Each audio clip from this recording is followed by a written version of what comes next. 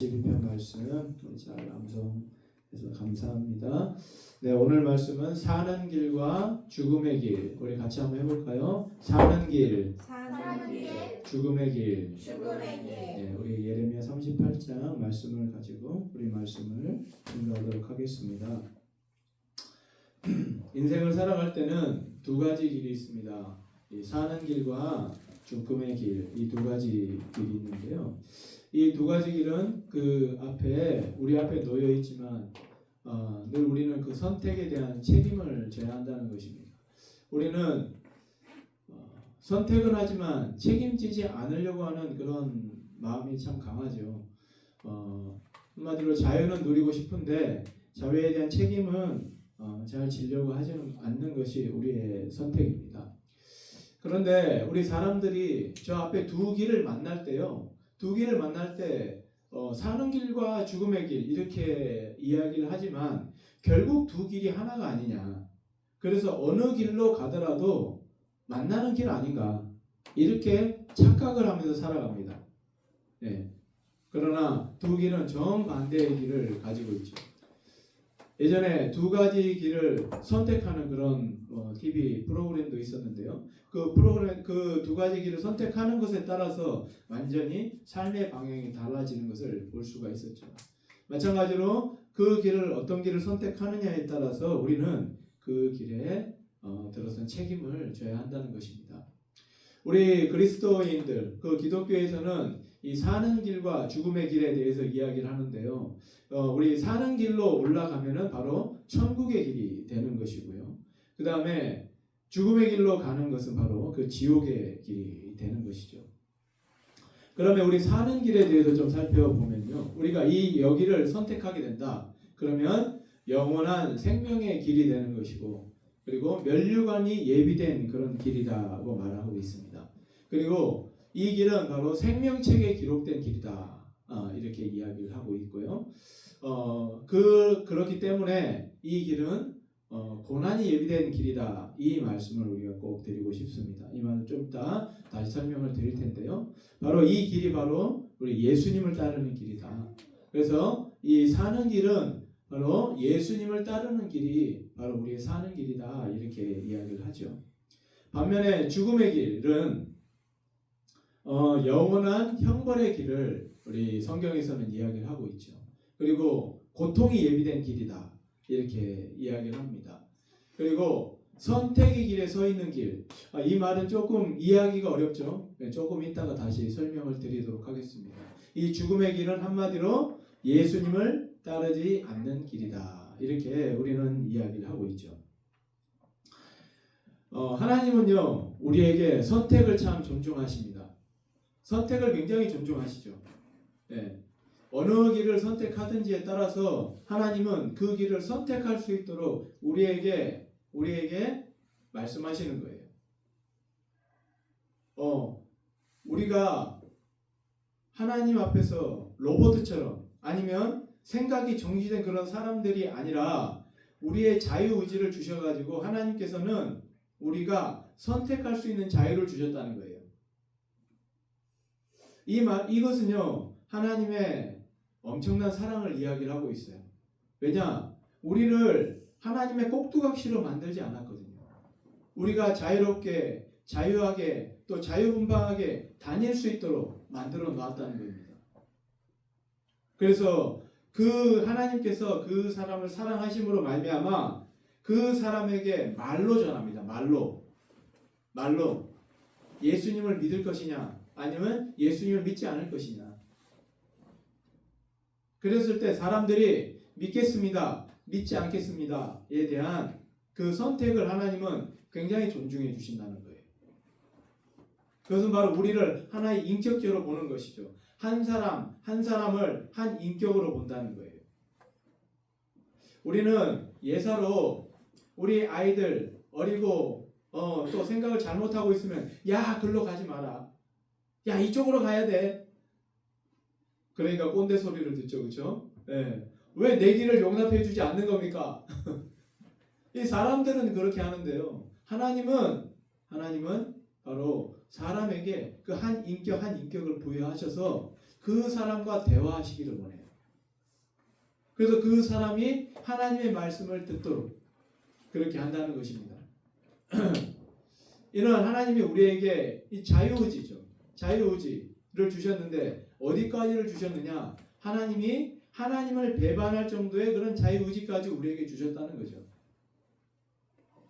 그래서 우리가 이 땅을 살아갈 때 우리의 선택에 따라서 하나님께서는 말로 계속해서 우리에게 이야기를 하시는 거예요. 그리고 그 선택에 대한 책임은 반드시 있는 거죠. 선택에 대한 책임을 지도록 하나님께서 말씀하십니다. 그리고 여기서 굉장히 중요한 것이 있는데요. 바로 반드시 우리 선택에 대한 것을 돌이킬 수 있도록, 만약에 잘못된 선택이 있다면 돌이킬 기회를 준다는 거예요. 이스라엘 백성들에게도 하나님이 율법을 주셨죠. 율법을 주시면서 뭐라고 했냐면 율법을 지키면 너희들이 복을 받고 율법을 지키지 않으면 저주를 받는다. 그러면 율법을 지켰을 때는 하나님이 솔로몬에게 베푸셨던 은혜, 또 다윗에게 베푸셨던 은혜와 같이 상당히 많은 복을 주셨어요. 그러면 율법을 지키지 않을 때는 바로 저주를 내려도 돼요, 안 돼요? 되잖아요. 그런데 하나님은 기회를 주시는 거예요. 선지자를 보내서 회개할 기회를 주셔요. 그래서 그때 회개를 하면 바로 하나님께서는 그 진노를, 그 저주를 내리시지 않는 거예요. 그래서 하나님은 반드시 돌이킬 기회를 주신다는 거예요.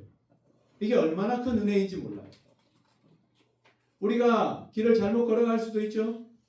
한순간에 생각을 잘못해서 잘못된 길을 갈 수가 있어요. 그렇지만 하나님은 반드시 거기에서 돌이키는 기회를 준다는 거예요. 그런데 돌이키지 못하는 길이 있어요. 뭐냐?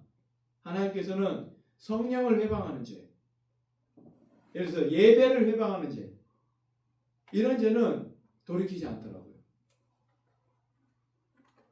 그래서 우리가 자녀들을 교육할 때도 이 예배가 얼마나 중요한 것인지, 또 하나님 말씀을 전하는 시간이 얼마나 중요한 것인지를 우리 아이들에게 잘 각인을 시켜놔야 돼요. 그래서 주일날 예배 드리지 않고 다른 데 간다, 있을 수가 없는 일이에요. 예배가 그만큼 중요한 일이기 때문에, 하나님 앞에서는 너무너무 중요한 일이기 때문에, 그래서 우리는 예배 중심의 삶, 예배와 함께하는 삶, 그런 삶을 살아야 한다는 것입니다.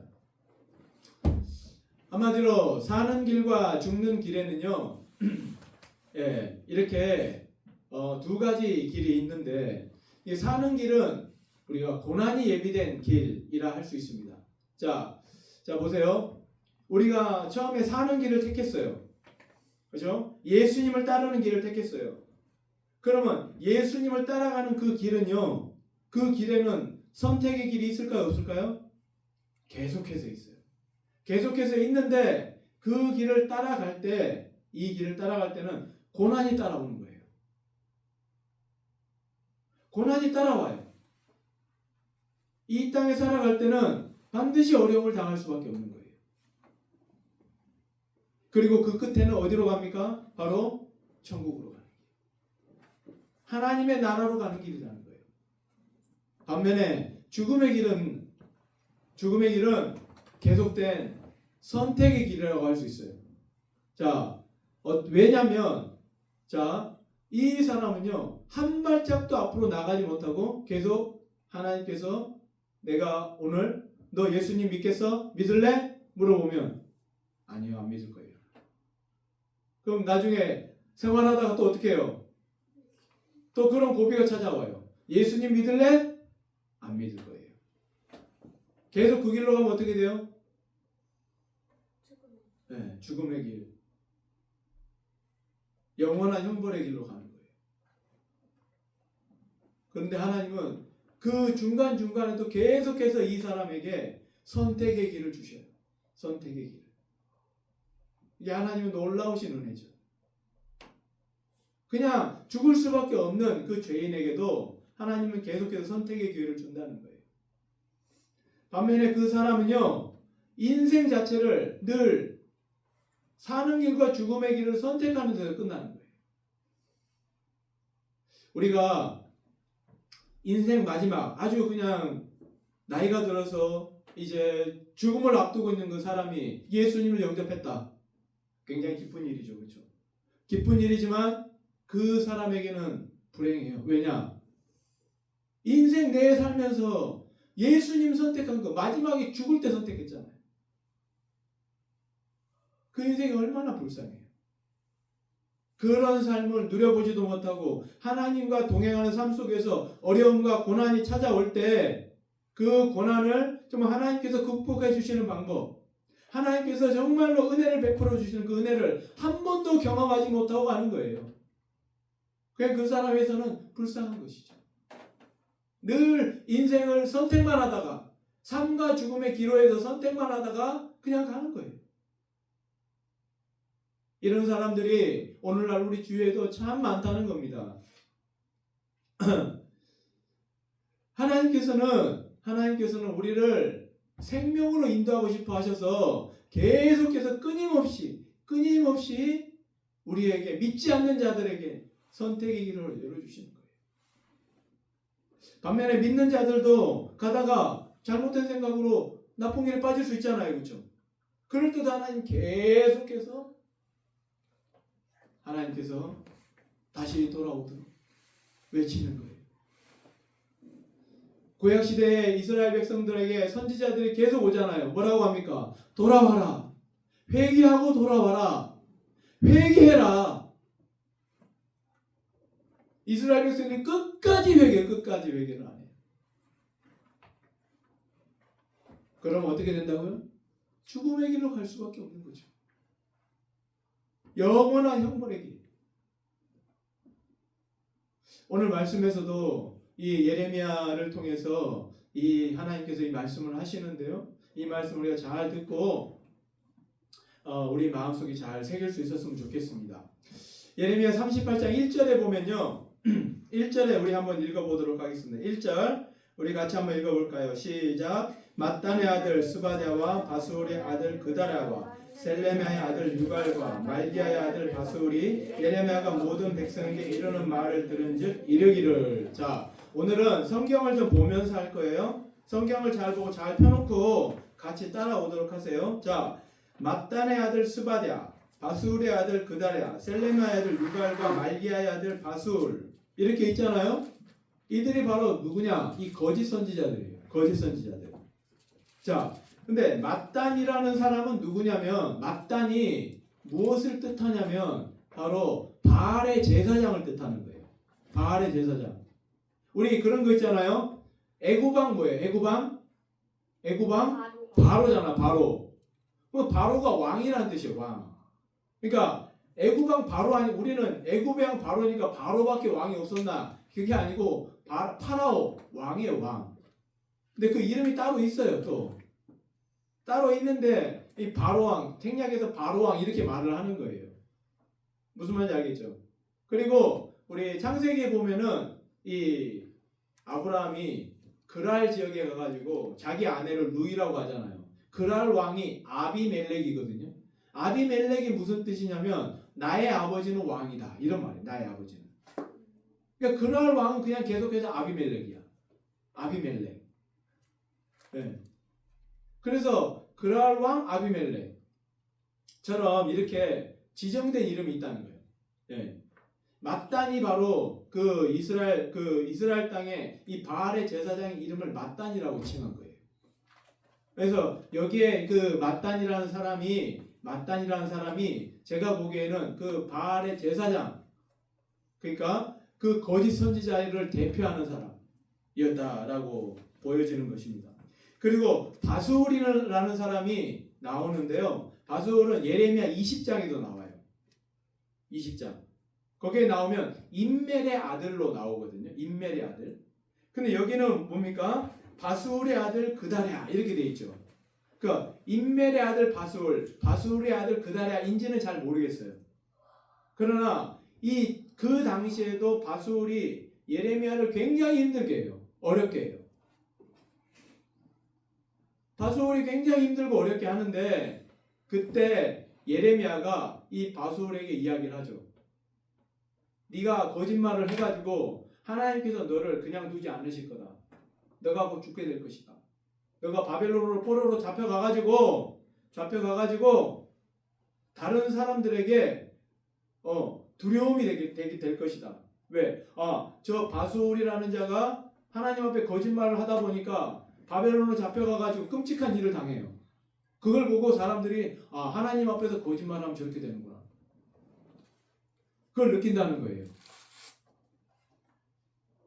그랬던 선지자예요. 근데 그 인멜라드 바수올 때는 지금 이 시대가 시드기야 왕 때인데 시드기야 이전에 여호야김 이전에 있었던 그 분이 바로 바수올이라는 분이었어요. 아마 그러니까 다른 분일 수 있을 거예요. 다른 분일 수도 있고 같은 분일 수도 있는데 그 바수올이 그때 그 죽임을 당함으로 말미암아 사람들에게 큰 어떤 징조가 된 것이죠. 하나님 앞에서 거짓말을 하는 자. 나중에 그래서 시드기야도 어떤 이야기를 하냐면 시드기야 왕 때 예레미야가 시드기야 왕이시여. 아니 그렇게 거짓말했던 자들이 다 어디가 있습니까? 어디가 있습니까? 왕 앞에 아무도 없지 않습니까? 또 한 사람 있어요. 어떤 거짓말이냐? 예레미야가 하나님의 말씀을 받아가지고 나무 멍에를 했어요. 그래서 뭐라고 하냐? 가서 바벨론 이 나무 멍에와 같이 바벨론을 섬겨라. 그럼 너희가 살 것이다. 그렇게 해요. 근데 예레미야 28장에 보면 하나냐라는 거짓 선지자가 있어. 그 선지자가 아주 배은망덕하게 이 나무 멍에를 부셔버려요. 그러면서 뭐라고 하냐?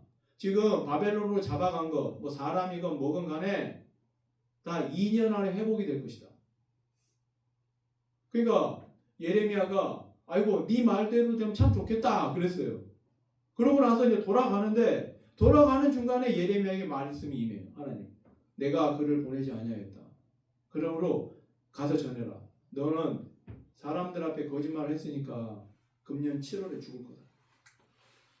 죽었어요. 그래가지고 하나님 말씀을 함부로 전하는 자, 하나님이 말하지 않은 것을 전하는 자. 네. 오늘날 이단들이 새겨들어야 될 말이겠죠. 그렇죠? 이단들이 새겨들어야 돼요. 하나님 앞에서 이런 어떤 하나님 말씀을 제대로 전하지 않으면요, 하나님 앞에서는 큰 화를 당할 수가 있는 거예요. 그래서 이 선지자, 이 거짓 선지자들이 그렇게 죽는데도 계속해서 나와. 계속해서. 왜 거짓 선지자들이 계속해서 나올까? 왜 그럴까? 유명해지고 싶어서. 그것도 하는 방법이죠. 좋아하니까. 네? 사람들이 좋아하니까. 그렇죠. 사람들이 듣고 싶은 말 해주는 거야. 결국은 있잖아요. 자신의 사익을 챙기기 위한 건데요. 뭐냐? 왕 옆에 붙어가지고 거짓말 몇 마디 해주고 왕을 위로해주면 좋잖아. 무당들이 하는 짓 아니에요. 무당들이. 그게 맞든지 틀리든지 간에 그 사람 그래도 위로해줄 수 있잖아.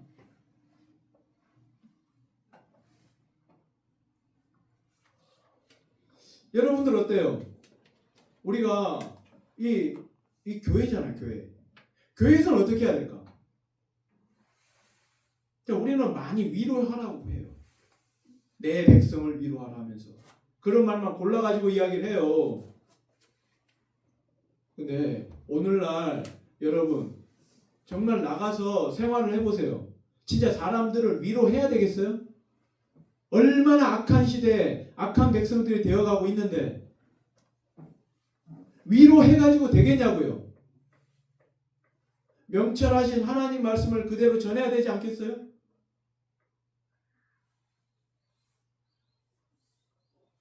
사람들은 점점 더 악해져 가는데 무엇을 위로해야 됩니까? 그들의 마음을 위로해요? 그들의 마음을 위로해서 너 잘했다. 아이고 괜찮아. 그래도 하나님 널 받으실 거야. 그거야말로 거짓 선지자 아니에요. 거짓 선지자. 그래요 안 그래요? 그거야말로 거짓 선지자예요.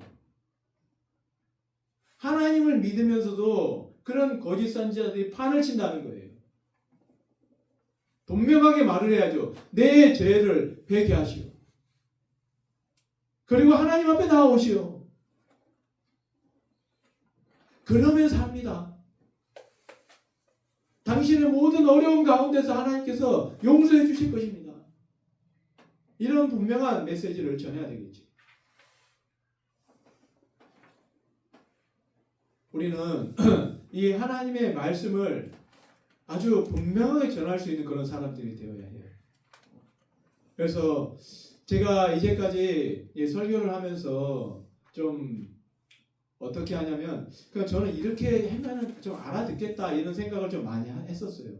그런데 그게 아니라 직접 우리 아이들이 경험하고 찾아보는 것. 그렇게 해야 아이들이 알고 아 그렇구나 이해가 될 것 같다는 생각이 많이 들어요. 그래서 오늘부터 좀 그렇게 하려고 좀 생각을 하고 있는데요. 우리가 그래서 말씀을 보면서 하는 것이 가장 빠른 것 같더라고요. 그래서 이 거짓 선지자들이 계속해서 늘어나는 것은 아마 자기의 사익을 챙기기 위해서 또 왕 앞에 있으면 너무 좋잖아요. 몇 마디 해주면서 네? 왕의 마음을 그냥 살펴가지고 왕의 눈과 귀를 어둡게 해버리는 거예요. 그래서 이 맏단의 아들 스바랴와 바수울의 아들 그다랴와 셀레미아의 아들 유갈과 말기야의 아들 바수울이 이 바수울이 또 나오죠, 그렇죠? 말기야의 아들 바수울 이 바수울이 어떤 그 거짓 선지자의 대표격이 돼버렸어요, 그냥. 그렇게 했는데 이 예레미야가 모든 백성에게 이르는 말을 들은즉 이게 무슨 말이에요? 예레미야가 전하는 말을 들은 거예요. 이 사람들, 이 거짓 선지자들 왜 예레미야 말을 들을까? 이 거짓 선지자들이 왜 예레미야 말을 들을까? 이는 바로 이 시드기야 왕이 시켰어요. 시드기야 왕이 시켜가지고 예레미야의 말을 듣고 와서 나에게 말해라. 그래서 예레미야가 뭐라고 말을 하냐면 2절 한번 보세요. 2절 여호와께서 이와 같이 말씀하시되 이 성에 머무는 자는 칼과 기근과 전염병에 죽으리라.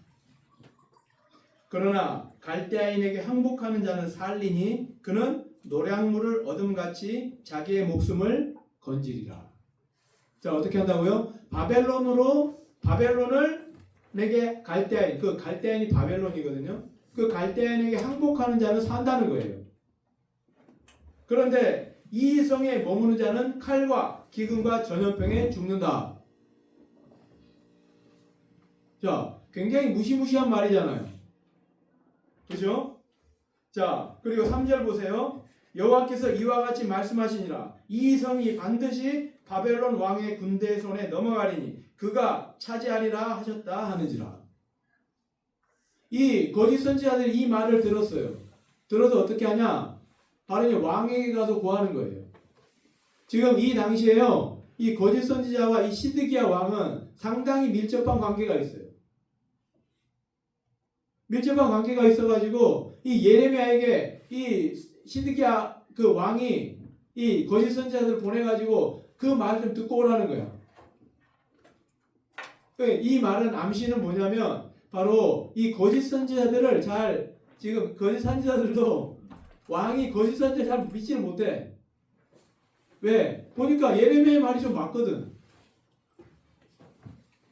그런데 거짓 선지자들 내치지도 못해. 나에게 좀 그래도 기분 좋은 말을 해주니까.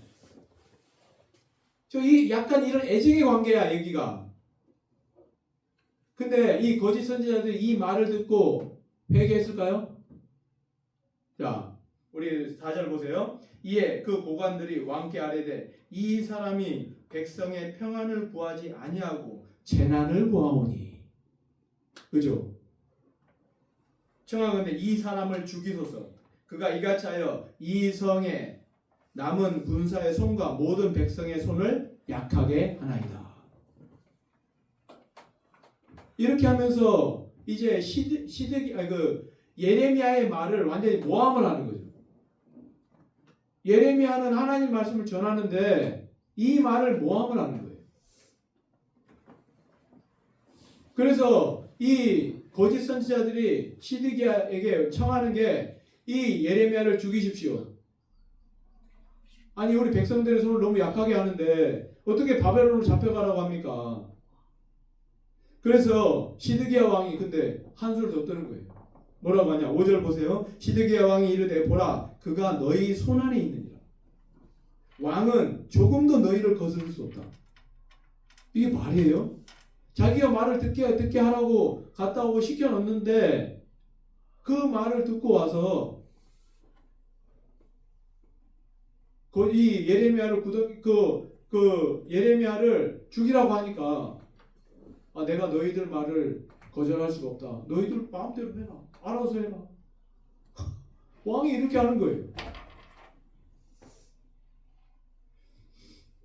그래서 6절에 보면 예레미야가 이렇게 하고 있죠. 그들이 예레미야를 끌어다가 감옥들에 있는 왕의 아들 말기야의 구덩이에 던져 넣을 때 예레미야를 줄로 달아 내렸는데 그 구덩이에는 물이 없고 진창뿐이므로 예레미야가 진창 속에 빠졌더라. 진창 속에 빠져버린 거예요. 네. 예레미야가 이렇게 고난을 당해. 자 보세요. 하나님 말씀을 제대로 전하면요 고난을 당하는 거예요. 하나님 말씀을 제대로 전하면 고난을 당할 수밖에 없어요. 반면에 하나님 말씀을 대충 전하거나 빼고 전하거나 그런 사람들은 언제나 은혜를 받고 영광을 받아. 이 땅에서요. 그렇게 한다니까 진짜로. 이 세상에서. 그렇기 때문에 이 고난은요. 하나님 말씀을 전하는 자들에게는 당연히 따라오는 결과인 거예요. 그래서 예레미야가 이렇게 어려움을 당하는데 거기에 이 7절 보면은 왕궁 내시 구스인 에벤멜렉이라고 있어요. 에벤멜렉. 이 에벤멜렉 이름이 뭐냐면 에벤멜렉. 여기 왕궁 내시 구스인 에벤멜렉. 구스라는 나라는 오늘날 이디오피아예요. 이디오피아 내시 에벤멜렉인데 에벤멜렉이 무슨 뜻이냐면 에벳은 종이라는 뜻이에요. 종. 멜렉은 왕. 합치면 종의 왕이다. 그렇죠? 이런 뜻이에요. 그렇죠? 근데 어떤 신하로서 또 그 하인으로서 또 하나님의 종으로서 이런 어떤 역할들을 하는 것이죠. 그 사람이요 예레미야를 구덩이에 끌어올리려고 왕에게 가서 이야기를 합니다. 자 7절 보세요. 왕궁 내시 구스인 에벤멜렉이 그들을 예레미야를 구덩이에 던져 넣었음을 들으니라. 그때 왕이 베냐민 문에 앉았더라. 이 왕이 바로 시드기야 왕이에요. 아까 시드기야 왕이 그 거짓 선지자들에게 어떻게 했어요? 예레미야를 죽이라고 했잖아. 너희들 알아서 하라고 했잖아.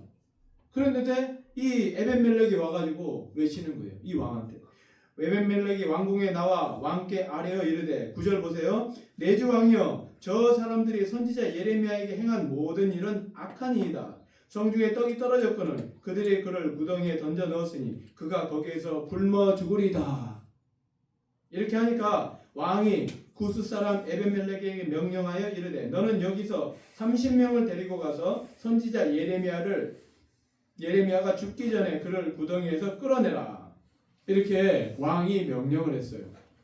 그렇게 하니까 에벤멜렉이 사람들을 데리고 왕궁 곳간 및 방에 들어가서 거기에서 헝겊과 낡은 옷을 가져다가 그것을 구덩이에 있는 예레미야에게 밧줄로 내리며 구스인 에벤멜렉이 예레미야에게 이르되 당신은 이 헝겊과 낡은 옷을 당신의 겨드랑이에 대고 줄을 그 아래 대시오. 예레미야가 그대로 하매 그들이 줄로 예레미야를 구덩이에서 끌어낸지라. 예레미야가 시위대 뜰에 머무니라. 이렇게 해서 예레미야를 건진 거예요. 누가 건졌다고요? 누가 건졌다고? 누가 건졌다고요? 구스인 에벤멜렉. 그죠? 구스인 에벤멜렉. 좀 이따 시험에 나와요. 시험에 나온다고 잘 기억하셔야 돼. 자, 오늘 여기 시험지가 있어요. 시험지. 오늘 시험 볼 거예요. 자, 그래서 이 구스인 에벤멜렉이 이렇게 예레미야를 끄집어냈어요. 그러니까 자 보세요. 이스라엘 땅에 하나님을 제대로 섬기고자 하는 사람은 한 사람도 없고 이 구스인 에디오피아인 그 넷이 에벤멜렉이 이 예레미야를 꺼내자고 하는 거예요. 그 당시에 그 우리가 지난 시간에 이야기했었죠. 이 애굽이 올라오니까 바벨론이 물러가는 장면을 보고 이 시드기야 왕이 완전히 마음이 변한 거예요. 애굽 왕이 좀 지켜주지 않을까. 그런데 예레미야는 어떻게 해요? 한결같이 바벨론이 올라와서 이 나라를 점령할 것이다. 그러니까 그 말이 곧이곧대로 믿겨지지 않아. 그런데 내치기도 어려워. 예레미야가 하는 말이 꼭 맞거든. 이렇게 이 시드기야가 아주 눈치껏 행동한 사람. 꼭 눈치를 보고 자기가 갈 길, 살 길 이렇게 피해가는 사람. 제가 신대원에 가서요. 참 황당하고 놀라운 이야기 들었어요. 어떤 교수님이 이런 이야기를, 교수님 성함은 밝히기는 좀 어렵고, 교수님이 그러더라고요. 교수님이 이제 이 종말의 시대를 이야기하면서 이 성경에 자꾸 없는 이야기를 해요. 성경에 우리가 이제 하나님 앞에 우리 천년왕국을 보내는 그 장면이 나오잖아요, 그렇죠? 하나님 앞에서 이제 무저갱에다가 그 사단을 가두고 그리고 천년 동안 그 왕노릇하면서 우리가 하나님과 지금까지 보내는 그 시간들이 있는데 천년왕국이 없다는 거예요. 우리 정말 죄송한 이야기지만 우리 오늘날 신학대학원 교수님들이 무천년설을 굉장히 많이 주장해요. 그 굉장히 위험한 발언인데 무천년설을 주장하는 거예요. 그러니까 계시록도 잘 모르는구나. 저는 그러고 말았죠. 뭐 싸울 것도 없고, 네, 아예 모르는 거예요. 성경 전체를 모르는 거예요. 그래서 거기에 무천년설을 자꾸 주장하니까 그러면서 뭐라고 한 줄 알아요? 그러면서 그래도 천년설이 있을 수도 있다. 그렇게 이야기를 하는 거예요. 그러면서 하는 이야기가 나는 있잖아. 그래서 어떻든 나도 빠져나갈 길 두 발에다 딱 걸쳐놔야 되지 않겠냐. 어때요? 여러분 이런 분들에게 어떤 이게 오늘날 기독교의 현실이라는 거예요. 한 가지 길을 택해야 될 거 아니에요. 그렇지 않아요? 요리조리 빠져나가려고. 그렇죠? 요리조리 빠져나가려고. 왜? 하나님 진노는 두렵고 무섭고 신학을 공부해보니까 성경이 틀린 것 같고 어디를 따라가야 될까요? 그런 어떤 너무나 안타까워요. 마음이. 정말 그렇게 눈치껏 행동하는 사람. 이 시드기야가 그런 사람이에요. 시드기야가. 애굽이 이길 것 같은데 왜 바벨론 내가 예레미야에게 왜 물어보고 오라고 보낸 줄 알아요? 이제는 나는 애굽이 이길 것 같아. 예레미야 입에서 좀 그 말을 해줬으면 좋겠어. 자기가 원하는 걸 듣고 싶은 거야. 근데 죽어도 예레미야는 그걸 말 안 해주네. 이거 어떻게 해야 될까? 시험이 되는 거야, 시험이. 그래서 자기가 믿고 싶은 대로 믿는 거예요. 어떤 사람이 또 예레미야 죽여야 된다. 네 마음대로 해라. 또 와가지고 예레미야 저러면 죽습니다. 어떻게 해? 가서 끌어올려. 사람 30명 줘가지고 끌어올리라고. 정말 눈치. 그러면서 또 예레미야를 찾아요. 자, 우리 14절 보세요. 시드기야 왕이 사람을 보내어 선지자 예레미야를 여호와의 성전 셋째 문으로 데려오게 한 거예요. 자, 근데요, 이건요 비밀리에 데려와요. 누구 모르게. 자, 누구 모르게 데려올까? 왕이 데려오는데 누구 모르게 데려올까? 예레미야 데리고 오는데 예레미야를 몰라. 거짓 선지자들. 왜? 그들이 알면 어떻게 해요? 왜 난리 날까? 왜 난리가 날까? 어? 지금 거짓 선지자들하고 시드기야 관계가 이런 거예요. 도저히 믿지를 못해. 시드기야 왕이 하도 이 뒤움박질 치기 때문에. 그리고 있잖아요. 그런 왕 밑에서 이 거짓 선지자도 죽을 맛이야. 계속해서 맞는 말 좋은 말 해줘야 되잖아. 왕이 너무 변덕쟁이라 가지고.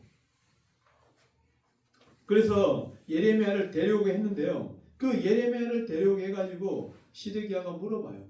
자, 시드기야가 물어봅니다. 예레미야에게 이르되 내가 네게 한 가지 일을 물으려니 한마디도 네게 숨기지 마라.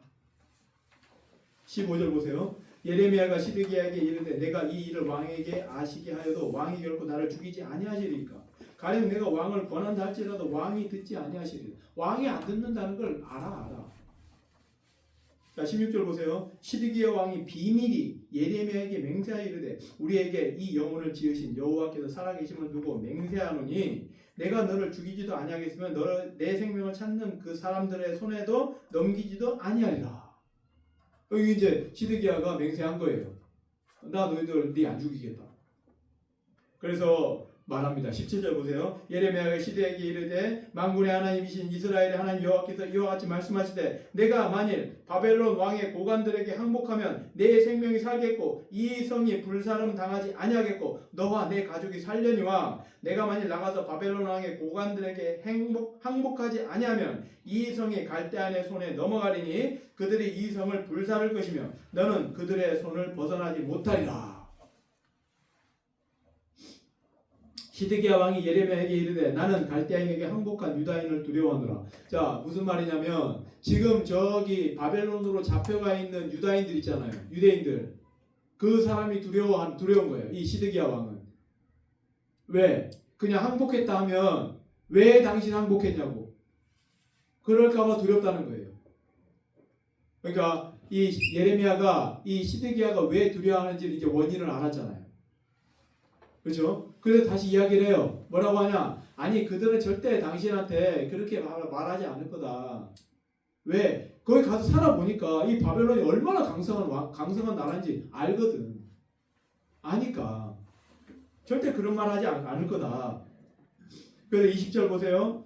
예레미야가 이르되 그 무리가 왕을 그들에게 넘기지 아니하리이다. 원하옵나니 내가 왕에게 아뢰바 여호와의 목소리에 순종하소서. 그리하면 왕이 복을 받아 생명을 보전하시리이다.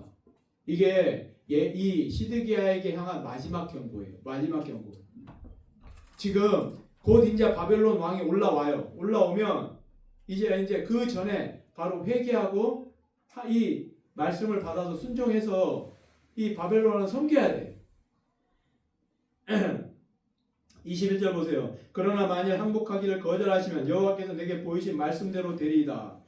보라고 왕궁 유다 왕궁에 남아있는 모든 여자가 바벨론 왕의 고관들에게로 끌려갈 것이요 그 여자들은 내게 말하기를 내 친구들이 너를 꿰어 이기고 내 발이 진흙에 빠짐을 보고 물러갔도다 하리라. 내 아내들과 자녀는 갈대아인에게로 끌려가겠고 너는 그들의 손에서 벗어나지 못하고 바벨론 왕의 손에 잡히리라. 또 내가 이 성읍을 불사름을 당하게 하리라 하셨나이다. 이렇게 하면서 이제 왕이 두 길을 선택할 수 있도록 하는 거예요. 바벨론 왕을 섬길 것인가 아니면 대적할 것인가. 자기 생각대로 자꾸 하려고 해요. 그러면서 뭐라고 하냐. 24절 보세요. 24절 아주 중요한 말입니다. 시드기야가 예레미야에게 이르되 너는 이 말을 어느 사람에게도 알리지 말라. 누구한테? 특히 누구한테? 거짓 선지자. 그렇죠. 거짓 선지자들에게. 나중에 와가지고요 물어봐요.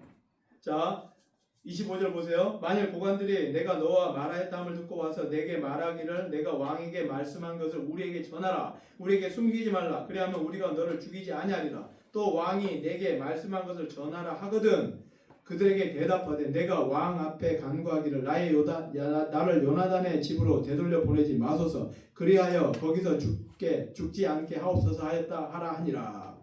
자 27절 보면 모든 고관이 예레미야에게 와서 물으매 그가 왕이 명령한 모든 말대로 대답하였으므로 그 일이 탈로 되지 아니하였고 그들은 그와 더불어 말하기를 그쳤더라. 맞죠? 이 거짓 선지자 또 와서 물어봐. 왕에게 무슨 말했냐? 그렇게 물어보면서 이 왕과 이 거짓 선지자 사이에도 신뢰가 없어요. 신뢰가. 네. 그 예레미야를 두고 완전히 설전이 벌어지는 거예요. 이런 어떤 상황. 여기까지 하고요. 이제 39장으로 넘어가면 바로 1절과 2절에 바로 이제 바벨론 왕이 치고 들어오는 거예요. 자, 1절 보세요. 유다의 시드기야 왕이 제9년 열째 달에 바벨론은 느부갓네살 왕과 그의 모든 군대가 와서 예루살렘을 에워싸고 치더니 시드기야의 제11년 넷째 달 아홉째 달에 성이 함락되니라. 예루살렘이 함락되네. 이 일이 있고 얼마 지나지 않아서 이제 이 바벨론의 느부갓네살이 왕이 올라와 가지고 이 예레미야를 함락하는 거예요. 예루살렘을 함락하는 거예요. 그 예루살렘을 함락할 때 그 연도가 어떻게 되냐? 바로 BC 586년. 꼭 외워놔야 돼요. BC 586년. 이 예루살렘이 함락되는 그 연도가 시드기야 왕 제11년 그리고 BC 586년이다. 이렇게 기억을 하시기 바랍니다. 이때 이 시드기야가 어떻게 했을까? 시드기야 왕이 그렇게 예레미야 말 안 들었잖아요. 예레미야 말 안 들으니까 3절 보세요. 39장 3절 우리 이사기가 한번 읽어줄래요?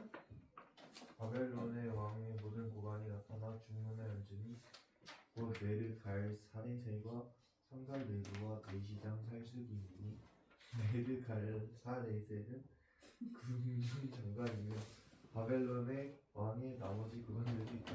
네, 이 올라와가지고 이제 이 바벨론에 어떤 사람들이 올라왔는지를 보여주는 거예요. 바벨론에 상당히 많은 사람들, 아주 중요한 인물들이 올라옵니다. 이 왕이 행차하니까 느부갓네살 왕이 행차하니까 왕의 고관들, 그러니까 아주 그 위에 그 왕을 지키는 그 사람들이 다 올라온 거예요. 그 네르갈 사레셀 그리고 삼갈레부 내시장 살스김 내시 중에 아주 그 높은 장이 같이 따라온 거죠. 그리고 네르갈 사레셀은 궁중 장관이다, 그렇죠? 바벨론 왕의 나머지 고관들도 있더라. 이렇게 많은 사람들이 올라왔잖아요. 이때 시드기야가 어떻게 하냐? 우리 채원이가 4절부터 읽어줄래요? 4절을 한번 읽어보세요. 시작. 유다의 시드기야 왕과 모든 군사가 그들을 보고 도망하되 밤에 왕의 동산길을 따라 두단의 샘문을 통하여 성읍을 벗어나서 아라바로 갔더니 야, 지금 시드기야 어떻게 했어요? 도망가 지금. 구멍을 뚫고 도망가는 거예요. 자, 5절 우리 채원이 다시 한번 읽어주세요. 갈대아인의 군대가 그들을 따라 여리고 평원에서 시드기야에게 미쳐 그를 잡아서 데리고 하맛 땅 리블라에 있는 바벨론의 느부갓네살 왕에게로 올라가매 왕이 그를 신문하였더라. 네, 이 도망간 시드기야를 잡아가지고 다시 느부갓네살 왕 앞에 온 거예요.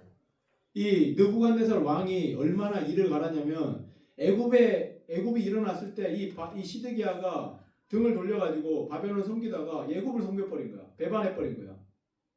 그러니까 그 일을 갈겠죠, 그렇죠? 네. 그래가지고 이제 이 시드기야를 처벌을 하는데, 자 6절과 7절을 우리 주엽이가 한번 읽어볼래요? 바벨론의 왕이 림나에서 시드기야의 눈앞에서 그의 아들들을 죽였고 왕이 또 유다의 모든 귀족을 죽였으며 왕이 또 시드기야의 눈을 빼게 하고 바벨론으로 옮기려고 사슬로 결박하였더라. 예, 바벨론 지금 시드기야 왕 앞에서 누구를 죽여요? 자기 아들들. 그리고 귀족들이 누구냐면 그래도 자기에게 좋은 말 해주는 사람들. 그죠? 좋은 말 해주는 사람들. 내가 믿고 제가 좀 좋은 말 해줬는데 그리고 나를 좀 잘 따라줬는데 이 하나님의 진노라는 거예요. 이렇게 믿어야 될 말 믿지 아니하고 믿지 말아야 될 그 사람들을 믿고 의지하니까 하나님이 딱 그리고 경고를 몇 차례나 했잖아요. 예레미야를 통해서 몇 차례나 했는데 결국 믿지 않으니까 자기 아들 죽이고 자기 고관들 죽이는 거 보고요. 그 눈치를 자꾸 보잖아. 그 왕이 눈을 빼버려요. 눈치 자꾸 보는 사람.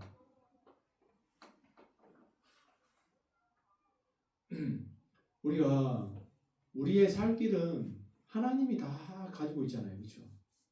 그런데 자꾸 사람들이 지고 있는 것처럼 행동하는 사람들이 많아. 네. 나도 내 목숨 하나 어떻게 하지 못하는 그런 상황이고 내가 다른 사람들 목숨을 쥐고 흔들 그게 뭐가 있겠어요?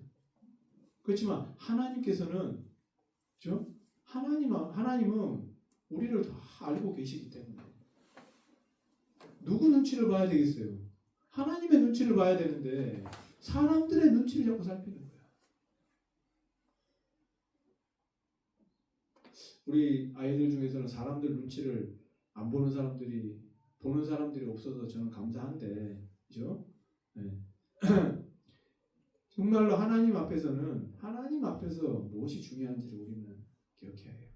하나님은 그 말한 대로, 그 생각한 대로 그대로 응한다는 것입니다.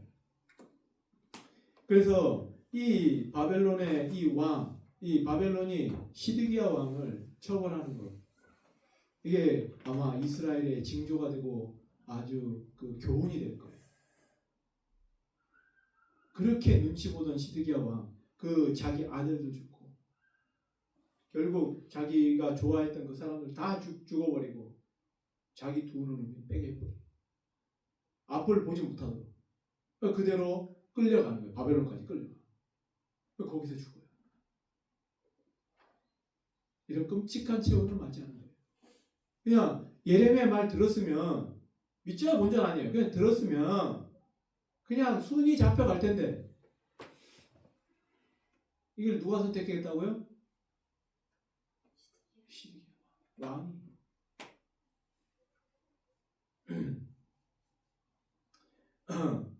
그리고 11절부터 이 18절까지는 예레미야가 이게 훈련하는 장면과 그리고 15절부터는 무슨 장면? 그 아까 구스인 에벤멜렉 있잖아요. 에벤멜렉이 하나님께서 사실 바벨론이 점령하면은 다 잡혀가는 거 아니에요. 근데 거기에서 이 에벤멜렉 한 사람을 구원해 주시는 거예요. 야, 놀랍죠? 에벤멜렉 한 사람을 구원해 주는 거예요. 아니, 다 잡혀가는 판국에 예레미야도 마찬가지잖아요. 바벨론은 오면 항복해라 이렇게 말을 했지만 바벨론 사람들이 와가지고 그걸 압니까? 모르잖아요. 바벨론 사람은 그걸 모르잖아. 에벤멜렉이나 예레미야는 그냥 죽여도 관계없고 아니요, 완전히 학대를 해도 관계없는데 어떻게 알고 예레미야를 풀어주고 에벤멜렉을 살려주는 거예요. 근데 에벤멜렉을 살려주는 것도 미리 이야기를 해요. 미리. 그리고 오늘 40장까지 할 텐데요. 40장에는 무슨 내용이냐? 거기에 이제 이 시드기야 왕이 이제 폐위가 되고 거기에 총독을 세워요. 그다라라는 총독을 세워가지고 거기 다스리게 하는데 그때 예레미야에게 이 그 왕의 12대장이죠. 느부사레다. 사령관 느부사라단이 왕의 느부사라단이 예레미야에게 선처를 합니다. 예레미야야, 너 나 따라서 바벨론으로 갈래? 아니면 여기 남아 있을래? 네가 원하는 대로 해라. 하나님 너에게 은혜를 주신 것 같다. 그래서 예레미야를 살려줘요. 근데 예레미야가 어디로 가느냐? 바벨론으로 가는 게 아니고 그 땅에 남아서 그 백성들에게 이야기를 합니다. 뭐라고 하냐? 이제 이스라엘 백성들아, 이제 여기서 잘 살면서 바벨론 왕을 잘 섬겨라. 바벨론을 잘 섬겨라. 그렇게 당부를 합니다. 거기까지가 이제 40장까지 내용이에요. 오늘날 우리가 이제 이 말씀을 통해서 우리가 봤지만은 하나님께서는요, 이 믿는 사람들, 하나님을 의지하는 사람들 절대로 그냥 두지 않아요. 자, 보세요. 예레미야가 그 시드기야 왕 시대에 그 누굽니까? 거짓 선지자들에게 굉장히 어려움을 당하잖아요. 그죠? 그 현실에서는 굉장한 어려움을 당해요. 근데 진짜 환란을 만났을 때는 어떻게 해요? 살아나는 거예요. 우리도 지금 예수님을 믿고 예수님을 따르는 삶이 참 힘들고 고난의 삶이에요. 디모데후서에 보니까 사람들이 자기를 사랑한다는 거예요. 말세에 돈을 사랑하고 재물을 사랑하고. 그런데 하나님께서는 하나님만 사랑해라. 예수님을 믿어라. 그렇게 하실 때 사실 우리가 어디를 따라가고 싶겠어요? 그렇지만 그 길을 좀 절제하고 하나님을 따르는 길. 그런 길을 따라가면 이 세상에서는 고난을 당할 수밖에 없어요. 예레미야도 마찬가지잖아요. 그런데 막상 환란이 닥칠 때는 하나님께서는 우리를 구원해 주십니다. 예레미야처럼 구스인 에벤멜렉처럼 구원하시는 하나님. 어떤 사람은 그래요. 그래 내 놀다가 그때 가가지고 하면 되지. 할 수 있겠어요? 못해요. 이미 거기에 빠져버리면 나올 수가 없어. 그래서 우리는 우리의 마음을 잘 다져야 돼요. 하나님 앞에서 우리의 마음을 잘 다져야 된다. 고난으로 초청하시는 하나님. 예. 우리를 하나님께서는 고난의 길로 초청하시는 거예요. 우리가 길을 잘못 걸어가고 있을 때 어떻게 해요? 하나님이 계속 돌아와라. 돌아와서 나와 함께 하자. 믿지 않는 사람들에게도 어떻게 해요? 돌아와라. 계속해서 이야기를 해요. 그런데 믿는 자들은 하나님의 말씀에 잘 따라가면은 그 길이 무슨 길이냐면 면류관의 길. 그 다음에 하나님의 영광이 되는 길. 그 길로 계속해서 걸어가는 거예요. 우리는 늘 선택의 기로에 놓여 있어요. 우리는 어느 길로 걸어가야 할까요? 고난으로 초청하시는 그 하나님의 음성을 들으시고 그 길로 제가 그 길을 걸어가겠습니다. 이렇게 말할 수 있는 온전한 교회 주의 백성들이 되시기를 바랍니다.